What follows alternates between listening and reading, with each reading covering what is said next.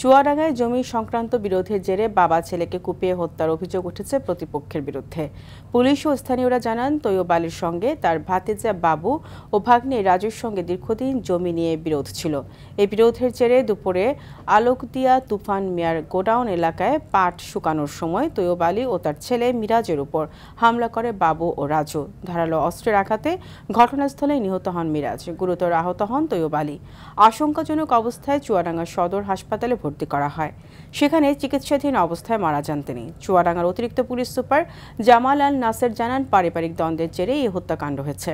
অভিযুক্ত বাবু ও রাজুকে আটক করা হয়েছে। এদিকে বেলা 11টার দিকে মুন্সিগঞ্জের সিরাজদিখানে জুনায়েদ সর্দার নামের এক যুবকের পায়ে ও পেটে 3টি গুলি করেছে দুর্বৃত্তরা। স্থানীয়রা তাকে উদ্ধার করে হাসপাতালে ভর্তি করে।